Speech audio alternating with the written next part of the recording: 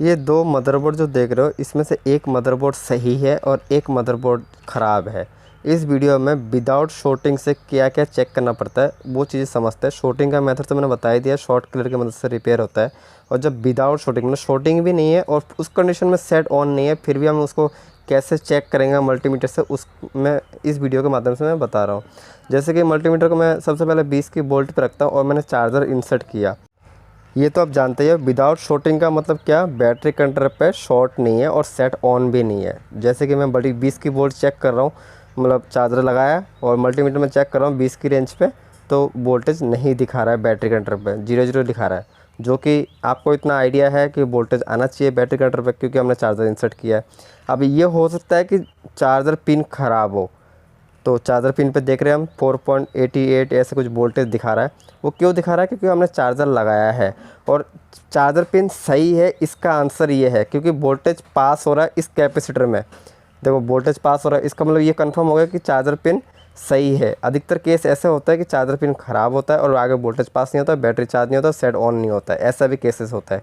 तो अब हम मेथड तो यहाँ पे क्लियर हो गया कि चार्जर पिन सही है लेकिन सेट ऑन नहीं है। अब दूसरा स्टेप चेक करेंगे। एक बार चार्जर को हिला डुला के चेक करते हैं कि अब तो लूज़ हो, नहीं फिर भी चार्जर वोल्ट नहीं जा रहा है बैटरी कंट्रोल पे। तो सबसे पहले मेथड यही है, कंफर्म करना पड़ेगा हमें कि चार्जर जो लगाते हैं वो वोल्टेज प्रॉपर जाता है कि नहीं जाता है बैटरी कंट्रोल पे। ये चीज़ें इंपॉर्टेंट है। सबसे पहला कंफर्म कर लेना, अगर वोल्टेज जाता है तो आगे नेक्स्ट स्टेप हम चेक करते हैं। अब नेक्स्ट स्टेप क्या है वो चीज़ें मैं आपको बताता हूँ।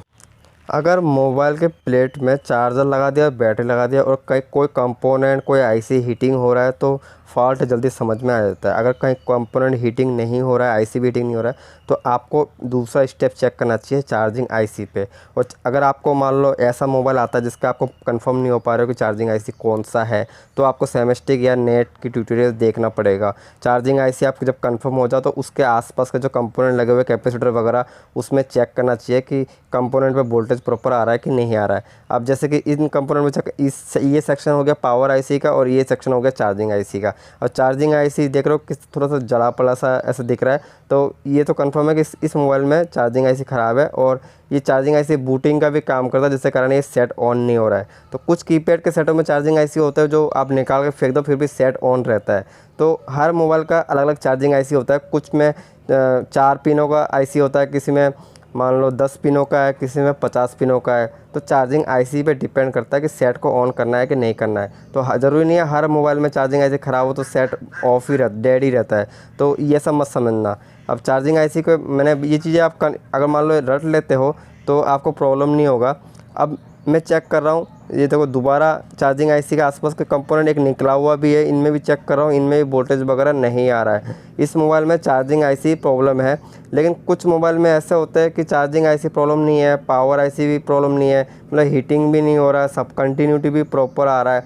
ऐसे कंडीशन में क्या है, आपको एक बेसिक आइडिया से चेक करना पड़ता है कि पावर आईसी के आसपास के इनपुट आउटपुट आपको कंफर्म कर लेते हो कि कंप्लीट सही है, या चार्जिंग आईसी का इनपुट आउटपुट चेक करना है, कंफर्म करना है। उसके बाद में सीपीयू आता है, रैम आता है, स्टेप बाय स्टेप चलना पड़ता है। अब जैसे कि ये सैमसंग का फ़ोन है, इसमें मैं चार्जर लगा रहा हूँ। चार्जर लगाने के बाद में मैं सबसे पहले क्या करूँगा, चार्जर पिन जो है वो कंफर्म करूँगा लूज़ है या सही है या ख़राब है।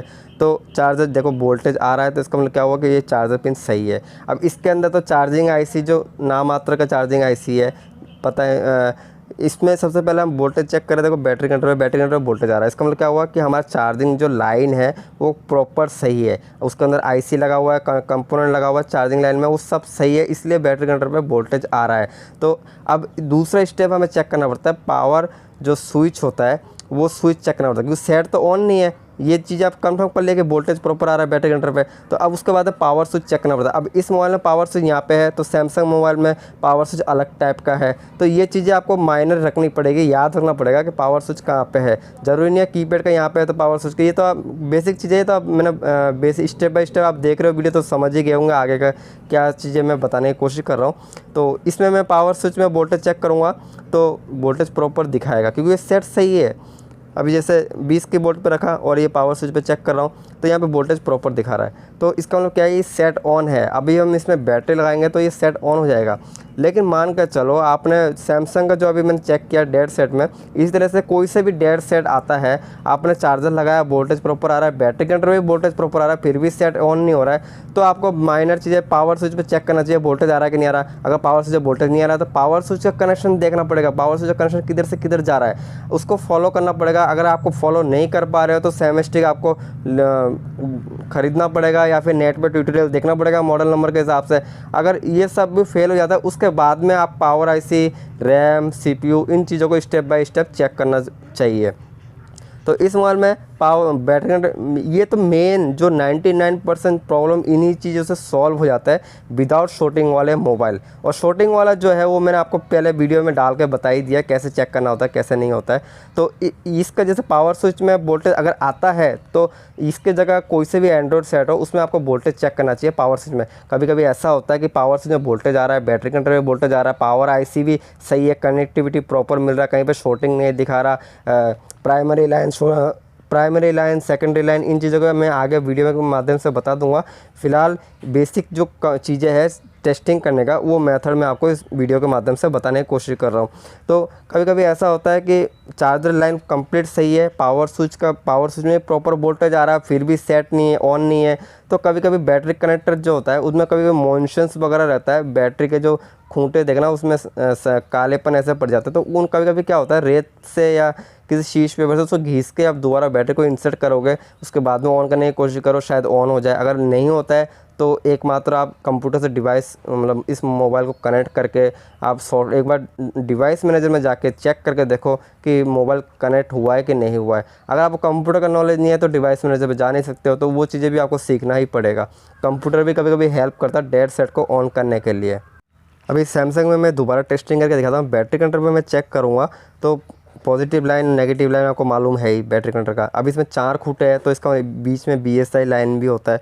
तो इस फिलहाल तो हम वोल्टेज चेक कर रहे हैं तो 20 की मल्टीमीटर को 20 की रेंज पर रखना पड़ेगा। बजर के साउंड में तो चेक नहीं कर पाओगे ना।